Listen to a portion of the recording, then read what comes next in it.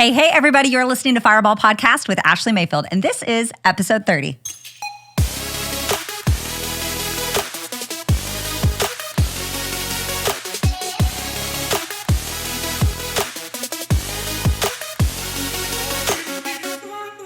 Hey, everybody, welcome back. Hope you are having an amazing morning. Super fired up about the topic that we are going to be discussing today, 4 strategies to develop self-awareness. I absolutely love self-awareness. I think it's one of the number one traits of an effective leader. So you are definitely going to want to buckle up and brace for impact today, my friend.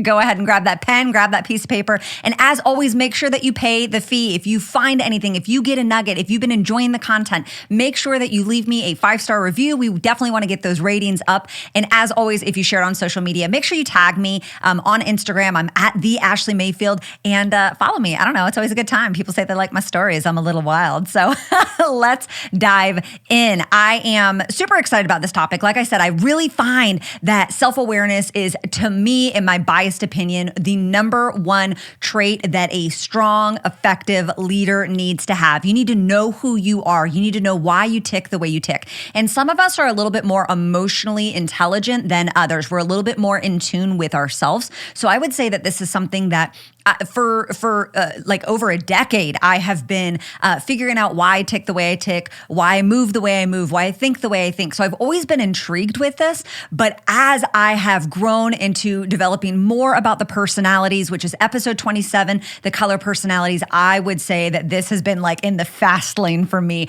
I have definitely evolved and grown so much in this area, and I'm excited just to download some things that can help you. Maybe you are not an emotionally intelligent person. Maybe you do not have a good evaluation on your emotions. Now, the reason that I am saying that self-awareness comes down to your emotions is because usually our thoughts come alive whenever we attach emotion to them. If you want to change your life, you have to change your thoughts. If you want to change your thoughts, you have to change the emotions. You have to change that belief system, the foundation in which everything is birthed. And a lot of times it's just our emotions. Our emotions have the ability to literally run our life in a good way and a bad way. Have you ever met those people that are like always happy and there's never anything wrong with them? I challenge, are they actually growing? Are they developing? The Bible even talks about that iron sharpens iron, right? You need to be able to have those moments of conflict, those moments where things are, there's tension that's happening, whether it's a relationship or a career or just a goal that you have. You need to be able to have that. And then the people whose lives are always falling apart and they're always dramatic, we got to learn how to rein that in a little bit. So whether you're high functioning, low functioning, when it comes to self-awareness, I just want to download 4 different strategies that are going to help you out if you need to become more self-aware. And these are going to be geared around your emotions because I believe you need to become more emotionally intelligent. As we are in a world full of people, you need to learn how to assess yourself and how to assess other people. But we know we can't assess other people until we've learned how to do that ourselves. So I firmly believe once you can define something, then you can defeat it. So we need to start defining ourselves. We need to start defining our emotions. And I find too many people are literally just bottling down their emotions. If you are someone that suffers with anxiety, it's almost like you're holding everything on the inside. You're not going to crack. I know someone that's like that. And I know that she struggles with it. She struggles to be able to open up, to share her experiences through a variety of different reasons. I don't know why. I'm not her, but I know that she really does struggle with that. And so now it's just like all bottled up on the inside. And she lacks that self-awareness because she's never really walked through the process of understanding those feelings. So let's dive in because I think these 4 things are going to help you out. And like I said, if you know someone, pay the fee. Make sure you share this with them. That way they can help start their process of becoming more emotionally intelligent and becoming more self-aware, which is something that we're always going to grow in. You're never going to be finished when it comes to developing yourself. You're just going to peel back more of the layers of yourself, and then it's just going to continue to change your life for the better. So number 1, feeling your emotions physically. Going back to the example that I just gave with one of my friends who really does struggle with anxiety. You know, more often than not, we are finding ways to cope. We are finding ways to numb. We are finding ways to drown out the emotions instead of actually physically feeling them. And there's so many benefits. I'm not saying I enjoy breaking down and crying, but what I am saying is whenever I start having the emotions are actually the response to a deeper thing that's happening on the inside. How did I get triggered? What was the thing that happened to me that caused these emotions? Well, I won't even be able to figure it out or diagnose it unless I actually see and feel the effects of the emotions. If you're someone that gets angry, do you feel like the rage going through your veins? I hear a lot about that. People who get angry or people like they feel the need to break something. They feel the need to punch something. It's not that they just like enjoy doing that. They literally feel like there's fire flowing through their veins. Are you aware of that? Once you become aware of how your body is responding to the emotions, you're going to be able to not only see triggers happen whenever you start getting angry, when you start feeling your blood boil, okay, I need to calm myself down because I know what's going to happen next, right? I know what this is going to lead to. I'm going to slam a counter. I'm going to kick a door. I'm going to punch the wall. I'm going to, whatever the case may be. I'm not saying that it's not therapeutic to get anger out, okay? Just not on a human being, right? But what else? There's so many other symptoms that our body can go through. Do you get that lump in your throat? Do you start feeling nauseous during certain things? Do you start getting sweaty or like a pit in the bottom of your stomach? Like, so many people go through so many different things, whether, you're afraid of being embarrassed, afraid of confrontation, you got humiliated, something just didn't work out, you got disappointed, you got angry. There's so many different ways. But once you start allowing yourself to actually feel and to be aware of what it is that you're feeling, it's going to be so powerful for you, my friend. It's literally going to change your life because then, like I said, you're going to start seeing the triggers later. And as these situations keep coming to you, because if you have not realized, you're going to continue to walk through multiple of the same situations until you actually defeat the thing. Maybe these problems are coming into you. If you have an anger problem, you're going to keep getting put in situations until you learn how to control your anger. Or if you're just an emotional basket case and you just like fall apart at the whim of everything, you're going to keep getting put in those situations until you learn how to rein in, assess your emotions, and manage them. And so it's so important as you start identifying these triggers, you're going to learn how to manage them in the future, and you're going to be able to see the warning signs. You're going to be able to respond better. And I think that's the point of being self-aware. Being self-aware doesn't mean you're perfect. It doesn't mean you've crossed the finish line. It doesn't mean you've even figured everything out.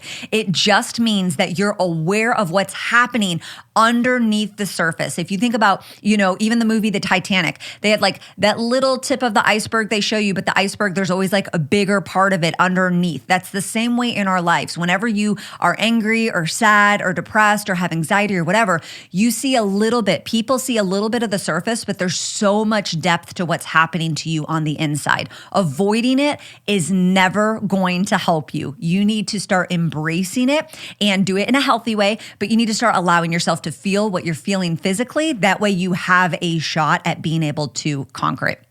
Second thing, which I think could be really effective, even with point number one, is allowing yourself to feel it physically.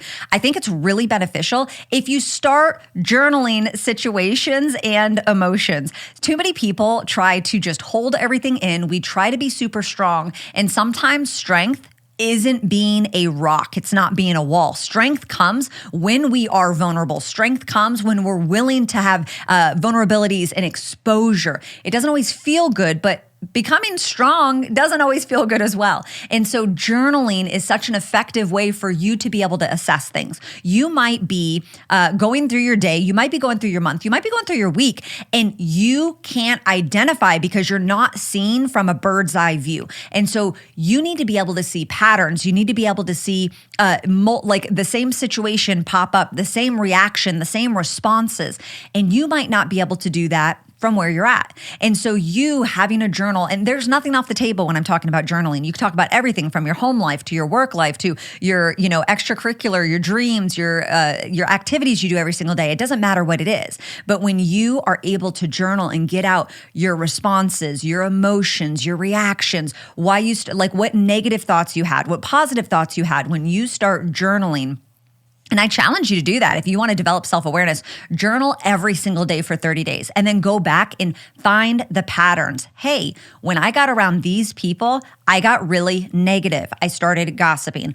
But when I got in this environment, wow, I was really happy. Okay, I need to be in that environment more. Or when my kids react this way, I respond this way. I don't think that's effective. Or, hey, I really liked it when my spouse did this. This really filled my cup and it made me happy. I need to let them know that. I'm becoming self-aware of what I like, what I don't like. That way I can now communicate it to other people, especially those that are around you and those loved ones. I think it's so important that we're able to articulate and communicate what are our triggers, what fills our cup, what depletes our cup. We need to be able to communicate that, right? Because there's nothing more that your spouse wants than to be able to fill your cup.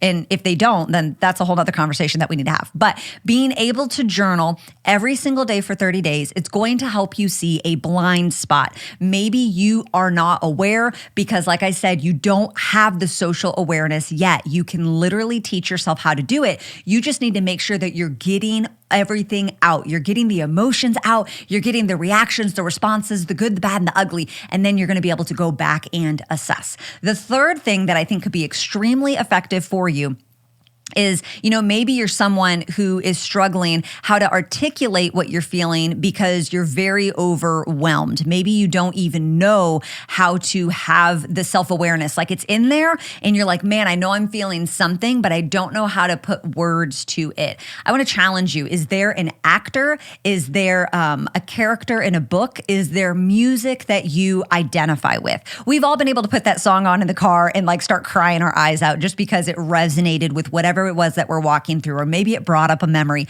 Maybe it brought up something good, something bad. Maybe it just moved us with emotion. What are those things in your life? And if they're not those things, then if you don't have them, you need to go find those things, right? You need to be able to find yourself in a character, in an actor, actress, in a song. It's going to allow you to start articulating. And so if you're not a self-aware person, I want to challenge you to start opening up your eyes and your ears. Who are you watching? What are you surrounding yourself with that you can identify yourself in, and then start being able to look at them and say, wow, what were the lyrics to that song? Why did it move me? What's the main personality and the demeanor of this character in this show that I like? Because I really resonate with them. Or this actor, when he did this movie, man, I was really able to identify with him. That's how I respond. That's how I react. It felt like I was watching myself. Those are going to be great ways for you to take notes, to become more self-aware. That way you can dive deep into the emotion of whatever is going on. And then you're going to be able to find healing. You're going to be able to find resolution. You're going to be able to move your life forward. And once you identify those emotions, you'll start identifying the thoughts, the patterns in your life, and then you can make real lasting change. Last but not least, I think that there's so many other ways, but a fourth way that I find that's really effective for me as someone who's highly emotional, someone who has the ability to I have strong intuition. I can feel things, I can sense things, I can put two and two together. I'm extremely observant. And sometimes that serves me to a very high level, and then other times it serves me on a very low level. I can start creating stories in my head, and I really do need a third party to help me process and assess. I'm not a huge processor.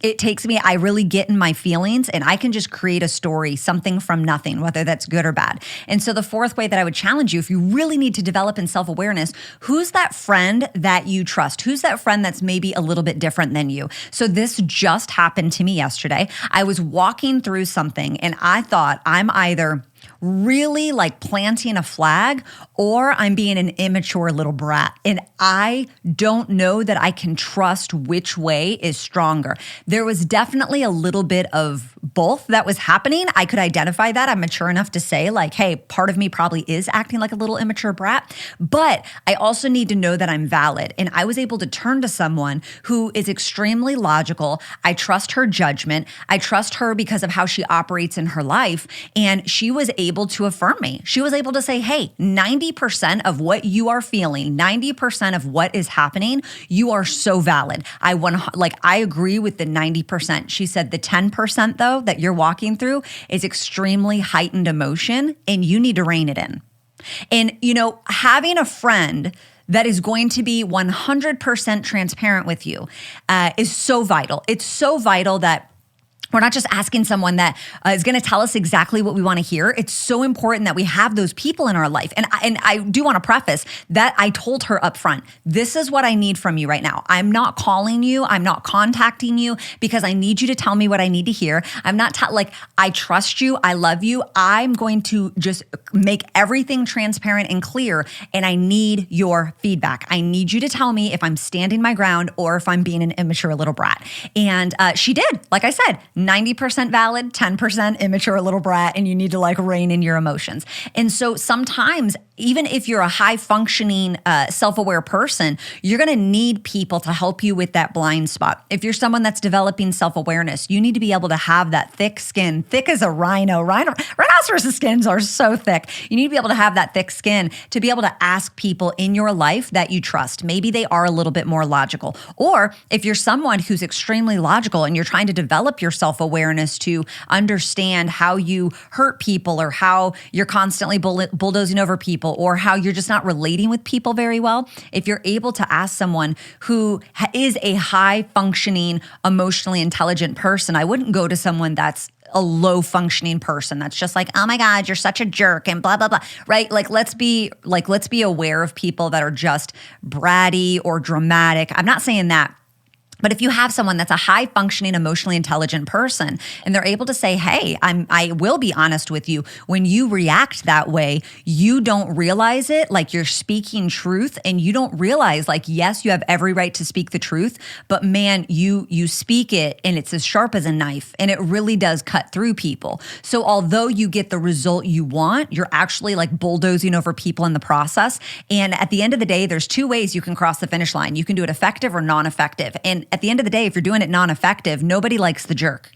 You know what I mean? You can get all the answers right. You can do the most, make the most, be the most. But if you're doing it by bulldozing over people, it's not really effective. And so sometimes you need those high-functioning, emotionally intelligent people in your corner if you're extremely logical, because we're the ones that speak people. I'm not saying that the logical people, y'all are the world changers, okay? You come up with these amazing ideas and tactics and strategies and processes and systems in order to implement stuff. But emotionally intelligent people, we're so in tune with who we are, high functioning or low functioning, that we're able to be really effective when it comes to people, because we're able to pick up on those, on the things that are not said, on the things that are just seen, the nonverbal context cues. We're able to pick up on those things. And so being able to seek information from a third party can be extremely, extremely beneficial. But here's the point of all of this. At the end of the day, if you want to grow in your leadership, you need to become self-aware. The world revolves around people. We were created to do community with people.